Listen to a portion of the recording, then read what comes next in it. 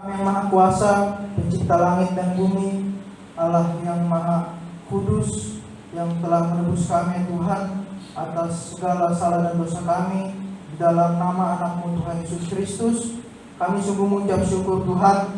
Pada pagi hari ini kami boleh berkumpul bersatu hati untuk menyembah dan memuji, memuliakan nama-Mu Tuhan Yesus. Dan kami bersyukur, kami juga pada saat ini boleh dalam keadaan sehat, karena kami tahu pada masa-masa saat ini Tuhan, banyak di antara umat manusia yang mengalami kelemahan tubuh ya Tuhan. Dan untuk mengungkapkan rasa syukur itu ya Tuhan, kami rindu untuk terus menyenangkan hati-Mu ya Tuhan Yesus. Dan pada saat ini ya Tuhan, kami datang kepadamu dengan penuh kerendahan hati untuk kami duduk diam mendengarkan suara hati-Mu Tuhan. Urapilah hati dan pikiran kami ya Tuhan, pribadi lepas pribadi. Curahkan kuasa-Mu dan hadirat-Mu di tengah-tengah kami, sehingga firman itu dapat tertanam di hati kami ya Tuhan, sehingga menjadi buah bagi kemuliaan nama Tuhan. Untuk hamba-Mu ini ya Tuhan Yesus, yang menyampaikan firman-Mu, biarlah setiap kata demi kata itu semua hanya untuk memuliakan nama-Mu ya Tuhan Yesus. Di dalam nama Tuhan Yesus, amin. Saudara yang terkasih, di dalam nama Tuhan Yesus Kristus, firman Tuhan yang menjadi tema pada saat ini bagi kita semua, yaitu bersatu hati saat melayani. Tema kita pada minggu ini, bersatu hati di saat melayani. Dengan kata kunci melayani. Melayani dengan arti kata membantu, menyiapkan, mengurus. Itu melayani menurut konteks secara dunia, saudara-saudara. Tetapi menurut Alkitabiah atau secara kehidupan spiritualitas kita kepada Tuhan Yesus, melayani itu adalah ungkapan kita mencintai Tuhan Yesus di dalam kehidupan kita, dengan kehidupan kita yang berkenan kepadanya. Itulah makanya kita sering menyanyikan, atau mungkin banyak di antara kita yang telah menghafal lagu Ku Mau Cinta Yesus. Lagu Ku Mau Cinta Yesus itu adalah lagu yang mengekspresikan bahwa kita rindu untuk selalu melayani Tuhan, saudara-saudara. Jadi saya himbau supaya kita tidak hanya menyanyikan setiap puji-pujian kepada Tuhan, tetapi kita juga mau merefleksikannya di dalam kehidupan kita menjadi pelayanan yang berkenan di hadapan Tuhan, saudara-saudara. Nah, yang uniknya daripada kata melayani ini, saudara-saudara, mungkin kita sudah tidak asing lagi, saudara-saudaraku. Sebab kehidupan manusia itu tidak terlepas dari yang namanya melayani, baik di dalam keluarga, sebagai seorang suami, sebagai seorang istri, sebagai seorang anak, ataupun sebagai kakek, sebagai om, tulang, dan lain sebagainya. Tentu mempunyai sesuatu yang penting, peran-peran penting, saudara-saudara. Dan terlebih juga di dalam pekerjaan. Di dalam pekerjaan itu semua orang bekerja itu untuk melayani, saudara-saudara. Baik untuk melayani bos, baik untuk melayani konsumen, dan lain sebagainya. Bahkan di dalam kehidupan kita bersosialisasi juga itu kita harus melayani. Jadi melayani itu tidak terlepas daripada kehidupan setiap manusia. Nah, yang menjadi perenungan kita pada saat ini, bagaimana kehidupan kita sebagai orang percaya. Sebab orang percaya dituntut untuk melayani Tuhan, bukan saja untuk melayani manusia, bukan saja kita bekerja untuk kepentingan kita secara pribadi. Tapi saudara-saudara yang terkasih, kita hadir di dunia ini untuk memuliakan nama Tuhan, untuk suatu rencana yang indah di dalam kehidupan kita yang telah Tuhan persiapkan. Seperti kisah yang sama-sama telah kita baca, yang menjadi perenungan kita, konteks kita, yaitu orang lumpuh disembuhkan. Di sini Tuhan Yesus telah mengajar, memberitakan firman di kota-kota lain, saudara-saudara. Dan Tuhan Yesus menyembuhkan orang sakit, dan ia kembali ke Kapernaum. Dan yang luar biasanya, saudara-saudaraku, kehidupan Tuhan Yesus ini haruslah menjadi teladan bagi kehidupan kita. Tempat semasa Tuhan melayani, di situ pasti langsung banyak orang berkerumun, saudara-saudara. Bagaimana dengan kehidupan kita? Apakah kehidupan kita ketika kita berada di suatu tempat, di situ orang merasakan sukacita, di situ orang merasakan damai sejahtera? Dengan kata lain, oleh bahasa kita sekarang, Tuhan Yesus ini banyak followersnya, saudara-saudara. Tuhan Yesus ini banyak followersnya, banyak fans. Jadi di mana Tuhan Yesus berada, di situ mereka langsung berkumpul. Seperti contoh Agnes Monica, bila mana dia datang ke Indonesia, tentu banyak fans-fansnya yang langsung datang berkumpul. Demikian juga dengan Tuhan Yesus, saudara-saudara. Singkat cerita, di tempat Tuhan Yesus berada, telah banyak orang datang. Bahkan tuliskan telah berkerumun. Di sini di ayat 2, maka datanglah orang-orang berkerumun sehingga tidak ada lagi tempat, bahkan di muka pintu pun tidak. Jadi tidak ada lagi tempat ketika Tuhan Yesus datang ke sebuah rumah untuk menyampaikan firman Tuhan, saudara-saudara.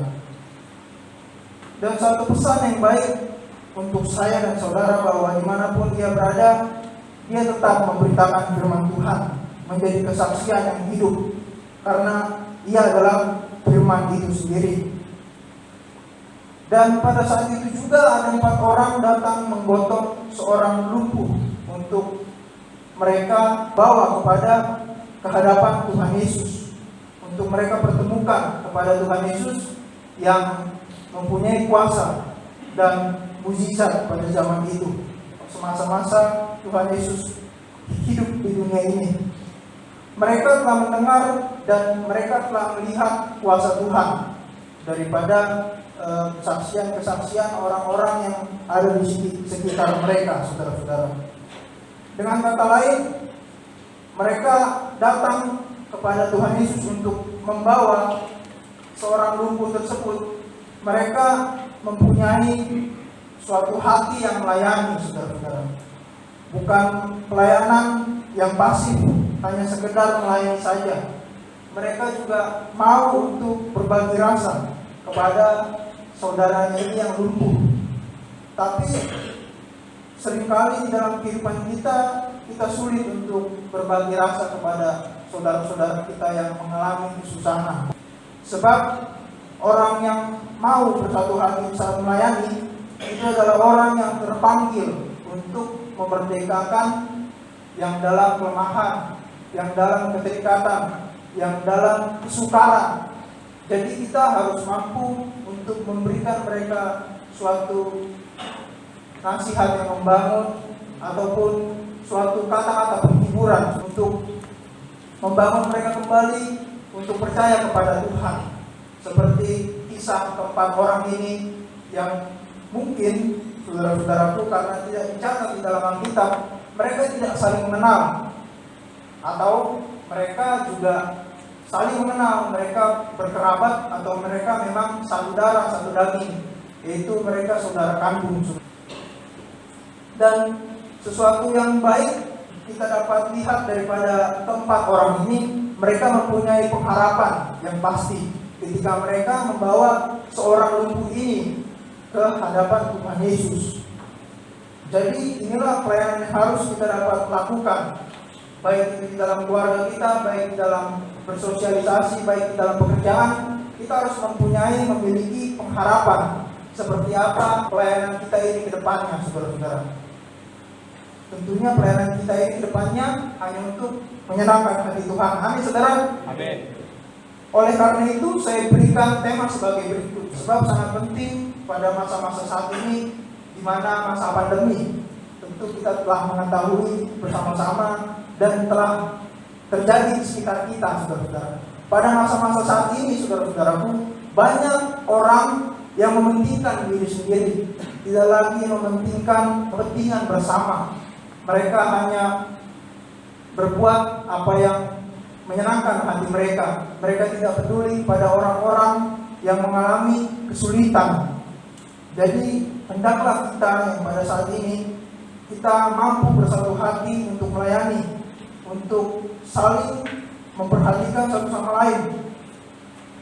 Karena banyak orang-orang yang menolak untuk melayani Tuhan karena Saya harus katakan saudara-saudara, semakin dekat kita kepada Tuhan, semakin banyak tantangan yang kita hadapi. Saya katakan sekali lagi, semakin dekat kita kepada Tuhan, bukan semakin nyaman kehidupan kita di dunia ini, dengan tanda kutip di dunia ini ya saudara-saudara, tetapi kita semakin banyak masalah, semakin banyak yang harus dihadapi di dalam kehidupan kita saudara-saudara. Jadi tetaplah komitmen kepada Tuhan supaya kita mampu untuk bersatu hati melayani Tuhan. Entah itu masalah pribadi atau mungkin kurang sinkronisasi, tidak ada rasa saling percaya, itu juga yang dapat memicu orang-orang sulit untuk melayani atau mereka malas untuk mengambil bagian melayani saudara-saudara. Sebab di dalam dunia ini juga di dalam kehidupan kita, melayani bukanlah budaya daripada orang Indonesia, itu selalu saya katakan. Sebab orang Indonesia ini maunya terus dilayani, terus mau dilayani, terus mau jadi bos, terus mau hanya tinggal tunggu hasil beres saudara-saudara. Dengan yang sudah realita kita alami, yaitu KUHP, kasih uang habis perkara. Itu kan udah tinggal duduk tenang. Bagaimana orang tidak mau mengikuti proses-proses, maunya secara instan. Jadi percayalah, jika kita bersatu hati di saat melayani, segala sesuatu yang kita lakukan akan menjadi sempurna. Amin. Segala sesuatu yang kita lakukan, baik di dalam rumah tangga, baik dalam bersosialisasi, membangun, dan bekerja, itu akan menjadi hasil yang sempurna. Mungkin akan sulit jika kita lakukannya sendiri, tetapi jika kita bersama-sama, kita membangun, itu akan lebih terasa bersukacita saudara-saudara. Dan yang ini yang uniknya saudara-saudara, ada orang yang sudah dalam pelayanan, ada orang yang sudah melakukan pekerjaan, ada orang yang sudah bersosialisasi, mempunyai kelompok untuk masyarakat, untuk kepentingan umum, tetapi mereka memiliki perasaan yang suka iri hati, seperti ahli Taurat yang pada saat itu ada ketika Tuhan Yesus pergi ke Kapernaum. Sebab dikatakan pada ayat yang ke-6, mungkin kita dapat lihat pada ayat yang ke-6 dan yang ke-7. Markus 2 ayat 6 dan ayat yang ke-7. Tetapi di situ ada juga duduk beberapa ahli Taurat. Mereka berpikir dalam hatinya, mengapa orang ini berkata begitu? Ia menghujat Allah, siapa yang dapat mengampuni dosa selain daripada Allah sendiri? Jadi inilah contoh kelompok atau orang-orang yang figurnya mereka melayani di depan publik, tetapi mereka hanya mencari-cari kesalahan, hanya mengkritik hal-hal yang tidak penting saudara-saudara, yang mungkin mereka sudah ketahui, tetapi mereka terus mencari celah untuk menjatuhkan kelompok atau orang tersebut atau orang lain saudara-saudara. Tetapi kita bukanlah orang-orang seperti itu. Amin saudara. Kita adalah orang-orang yang mau saling membangun kepada orang-orang yang telah ada di dalam pelayanan. Siapapun itu, kita harus tetap mendukungnya saudara-saudara, terlebih untuk kemuliaan nama Tuhan. Di sini saya akan membagikan dua hal penting saudara-saudara supaya kita dapat bersatu hati saat melayani. Dengan pertanyaan pendukungnya, apa yang harus kita lakukan agar dapat bersatu hati di saat melayani? Ada dua hal yang penting. Apa yang harus kita lakukan agar dapat bersatu hati di saat melayani? Yang pertama adalah memiliki kasih antar sesama. Mungkin ini sudah cenderung diberitakan di setiap gereja-gereja, atau inilah kekristenan yang sebenarnya, yaitu mengasihi, memiliki kasih antar sesama. Agar dapat terwujudnya pelayanan yang baik dan benar di hadapan Tuhan dan manusia, harus ada kasih sebagai dasar pelayanan tersebut. Demikian seperti keempat orang ini. Mungkin orang lumpuh itu tidak berbicara kepada keempat orang tersebut. Tetapi keempat orang tersebut memiliki suatu motivasi untuk membawanya kepada sang tabib yang ajaib. Jadi lewat kasih kepada sesama yang mereka miliki, mereka menerapkannya jadi wujud yang nyata. Dan berbeda dengan masa-masa saat ini yang dimana orang sangat sukar untuk menolong orang yang berada dalam kesusahan, apalagi orang yang tidak kita kenal. Orang yang kita kenal saja mungkin kita sulit untuk menolongnya. Kita bilang kita tidak memiliki, kita bilang kita tidak ada waktu, apalagi orang yang tidak kenal. Tetapi firman Tuhan pada saat ini menegur kita supaya kita mampu mengasihi orang-orang lain secara keseluruhan. Mungkin dapat kita buka di dalam Matius 22 ayat yang ke-39. Matius 22 ayat yang ke-39 di sini dikatakan, dan hukum yang kedua yang sama dengan itu ialah kasihilah sesama manusia seperti dirimu sendiri. Jadi inilah yang harus ada di dalam kehidupan kita sebagai makhluk hidup yang melayani, untuk mengasihi sesama ini dengan arti kata yaitu keseluruhan, sehingga suatu saat hati nurani kita tidak akan pernah tumpul, saudara-saudara. Sebab di antara kita mungkin ada yang pernah mengalami yang namanya hati nurani yang tumpul, atau kita bersikap apatis, baik itu kepada keluarga ataupun kepada orang lain, saudara-saudara. Jadi firman ini membuka hati nurani kita pada saat ini supaya kita mau melembutkan hati kita, membuka hati kita untuk menerima orang-orang yang mengalami kesulitan, mengalami kesusahan, dan mengalami kesukaran. Tetapi seringkali banyak juga orang yang melayani dengan rasa terpaksa karena keadaan, kebutuhan, dan ingin dilihat orang.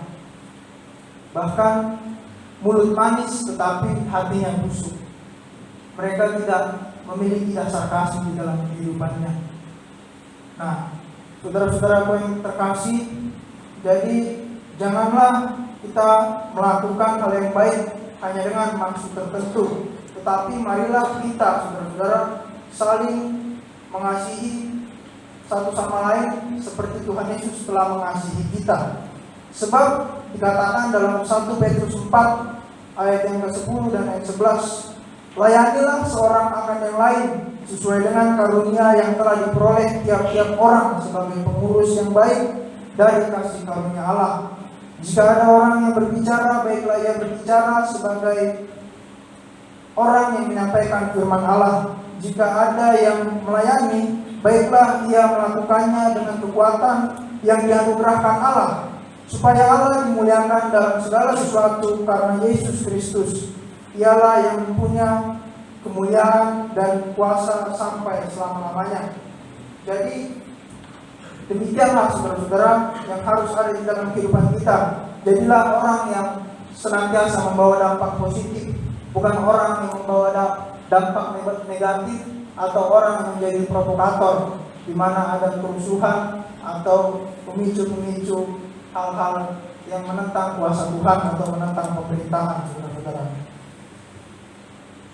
Dan di saat kita memiliki kasih antar sesama, di situ kita akan mampu bekerja sama, saudara-saudara. Di situ kita akan mampu bekerja sama seperti keempat orang tersebut, di mana dikatakan ada orang-orang datang membawa kepadanya seorang lumpuh digotong oleh 4 orang.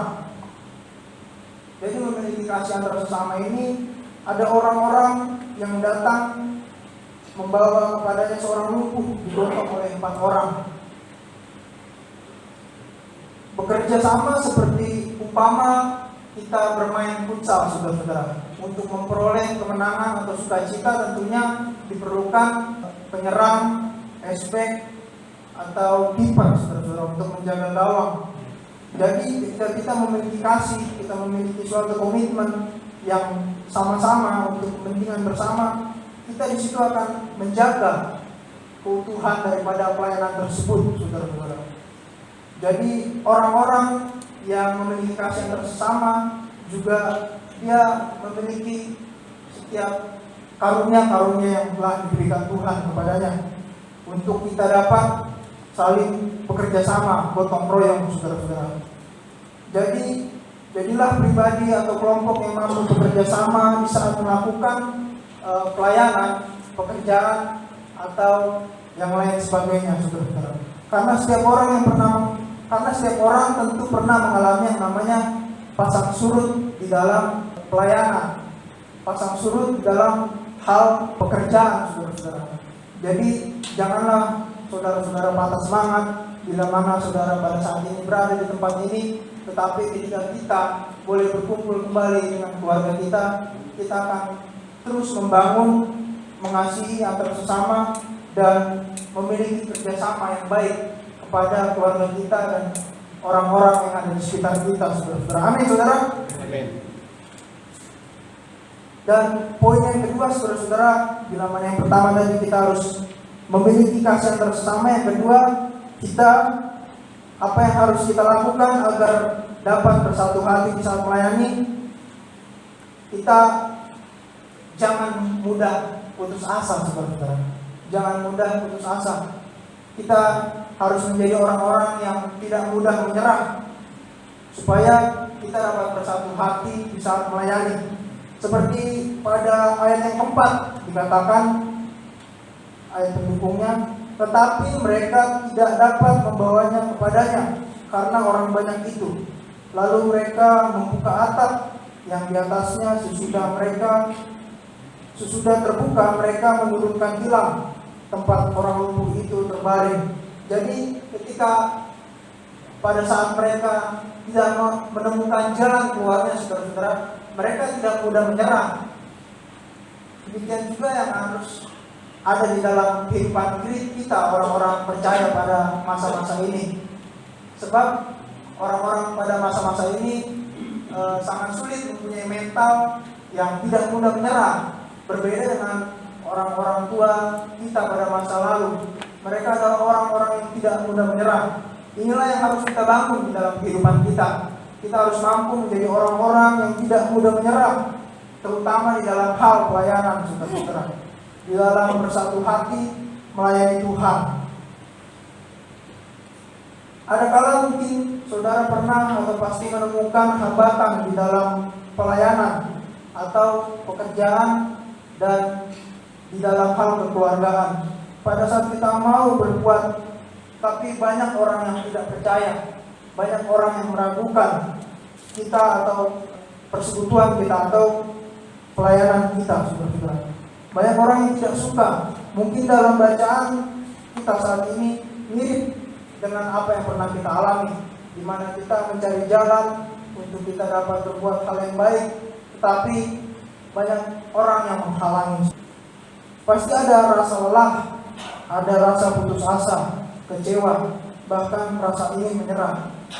Rasa-rasa tersebut juga ada di dalam kehidupan manusia, saudara-saudara. Yang harus kita lakukan untuk dapat melawan rasa lelah, putus asa, dan kecewa, bahkan rasa ingin menyerah tersebut, kita harus mempunyai pengharapan kepada Tuhan, supaya kita terus tetap kuat dan tidak mudah menyerah di dalam pelayanan kita kepada Tuhan. Yang terpenting adalah di mana ketika kita mendengarkan firman Tuhan, kita diberikan peneguhan supaya di dalam hidup ini, kita menjalani kehidupan ini tidak mengalami yang namanya rasa lelah, putus asa, kecewa, bahkan rasa ingin menyerah. Jadi jangan pernah saudara-saudara untuk tidak menghadiri pertemuan-pertemuan ibadah. Sebab oleh pertemuan-pertemuan ibadah seperti inilah kita diperlengkapi, kita diingatkan, kita ditegur supaya kita tidak mudah menyerah dalam menjalani kehidupan. Sebab jika kita berada di dalam lingkungan orang-orang luar, mereka ya kita dapat lihatlah, mereka seperti orang-orang yang berputus asa. Misalnya ditanya, ya udahlah jalanin aja. Ya kalau kita anak-anak Tuhan tidak boleh seperti itu. kita anak Tuhan harus menjalani kehidupan ini dengan penuh rasa sukacita, jangan penuh rasa putus asa. Walaupun kita ada di tempat ini, itu semua hal yang harus kita jalani, saudara-saudara. Hal yang harus kita pertanggungjawabkan. Jadi firman Tuhan akan terus memberikan peneguhan supaya kita tidak mudah menyerah saat melakukan hal-hal baik, supaya kita memiliki pengharapan yang pasti. Orang-orang yang membawa orang lumpuh tersebut, saudara-saudara, jadi mereka yakin bahwa Tuhan Yesus dapat menyembuhkan kehidupan orang lumpuh tersebut. Begitupun dengan kehidupan kita, bahwa apapun yang kita kerjakan, Tuhan akan membuat berhasil. Itu harus kita yakini dan aminkan. Amin, saudara. Amin. Itu yang harus ada di dalam kehidupan kita. Jadi kita melayani juga terus harus membuka pikiran dan komitmen kita kepada Tuhan. Karena kita melayani bukan melayani manusia saja, tetapi kita juga melayani Tuhan yang hidup. Seperti dikatakan di dalam Ibrani pasal yang ke-10 ayat yang ke-39. Ibrani 10 ayat yang ke-39. Sini saya akan membacakan. Tetapi kita bukanlah orang-orang yang mengundurkan diri dan binasa, tetapi orang-orang yang percaya dan yang beroleh hidup. Jadi ketika kita sudah berada di dalam suatu komunitas, suatu pekerjaan, kita jangan pernah mengundurkan diri, saudara-saudara. Kita terus maju untuk menerobos masalah-masalah atau setiap tantangan-tantangan yang ada di depan kita. Itu tidak boleh kita tinggalkan, tetapi harus kita hadapi, saudara-saudara. Jadi bersatu hati di saat melayani juga harus memiliki visi yang sama ketika mereka sama-sama tidak mudah menyerah. Mereka juga harus memiliki satu tujuan. Walaupun orang tidak melihat, tetapi Tuhan melihat. Tapi Tuhan tetap melihat segala jerih dan lelah saya dan saudara. Ketika Anda memiliki tujuan yang jelas, tentu saudara-saudara, suasana hati kita akan merasakan yang namanya damai sejahtera, merasakan hal yang melampaui segala sesuatu yang ada di dunia ini, saudara-saudara. Ketika kita memiliki tujuan yang jelas, di saat kita tidak menyerah di dalam kehidupan kita, saudara-saudara. Jadi ketika orang tidak mudah menyerah juga tentunya dia menanggalkan. Ketika orang tidak mudah menyerah, dia menanggalkan setiap masalah-masalah pribadinya. Seperti keempat orang tersebut, mungkin mereka berbeda latar belakang, berbeda visi misi, saudara-saudara. Tetapi mereka mau untuk bersatu hati. Mereka tidak peduli akan masalah-masalah tersebut. Mereka juga tidak memikirkan diri sendiri.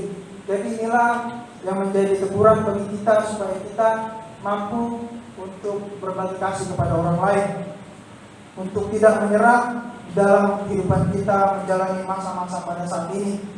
Jadi saudara-saudara, manfaat yang dapat kita catat ketika kita bersatu hati di saat melayani ada 5 hal, saudara-saudara.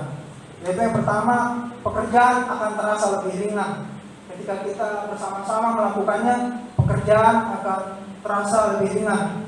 Coba saudara bayangkan jika saya sendiri, saya yang menjadi WL, saya yang bermain musik, dan saya yang memberitakan firman Tuhan seperti saat ini. Seperti apa jadinya, saudara-saudara? Tentu jauh daripada kesempurnaan, saudara-saudara.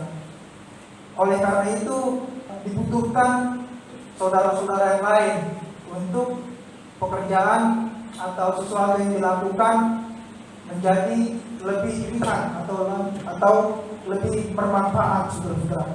Dan yang kedua, manfaat di saat bersatu hati melayani, yaitu pekerjaan akan cepat selesai, saudara-saudara.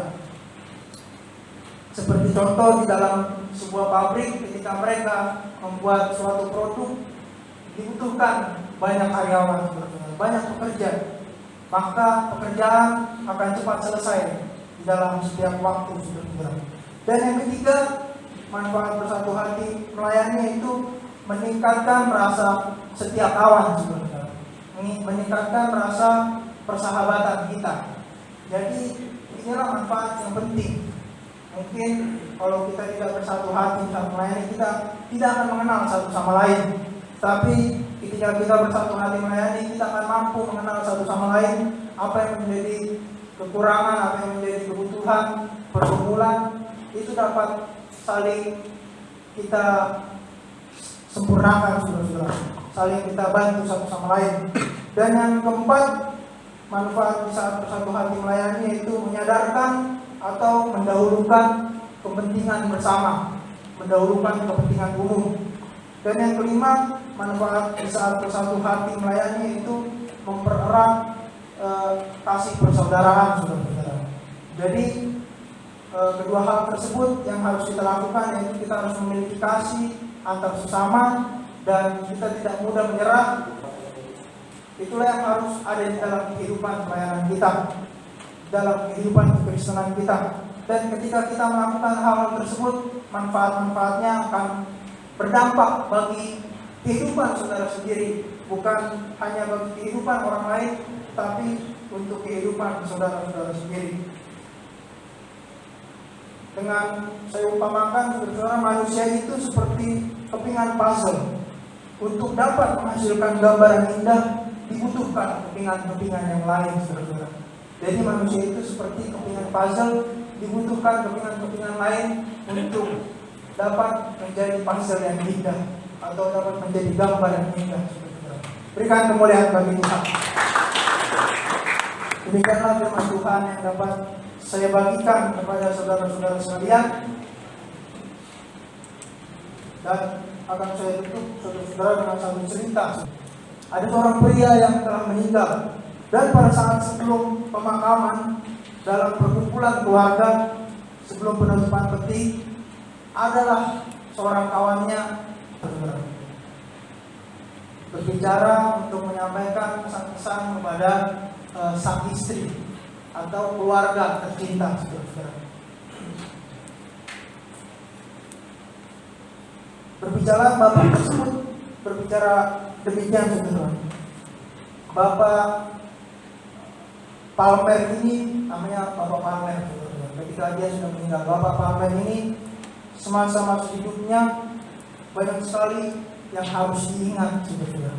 Banyak sekali semasa-masa hidup Bapak Palmer ini yang harus diingat, dan tentu seluruh keluarganya tersentak. Anak-anaknya, apa yang dilakukan bapakku ini ya? Pasti bapakku ini udah jago nih di dalam komunitasnya, udah jago di dalam pekerjaannya. Sejenak sang istri pun merasa bangga akan apa yang sang suami lakukan semasa-masa hidupnya. Dan mereka diam beberapa menit, saudara-saudara. Dan ketika seorang kawannya ini, perwakilan daripada rekan-rekan yang lain, berbicara kembali, saudara-saudara, setelah beberapa waktu berdiam, temannya ini berkata, saudara-saudara, tetapi di dalam kehidupan Bapak Palmer ini tidak ada yang dapat ditiru atau tidak ada yang dapat diingat. Jadi itulah yang harus kita renungkan, saudara-saudara. Akankah hidup kita ini berarti semasa-masa kita ada di dunia ini? Janganlah kita menjadi contoh cerita yaitu dari Bapak Palmer ini, di mana semasa-masa hidupnya dia tidak berarti atau tidak ada yang diingat di dalam kehidupannya, saudara-saudara. Melainkan dia hanya membuat susah teman-temannya. Jadi demikianlah firman yang dapat saya bagikan. Terpujilah nama Tuhan. Tuhan Yesus memberkati.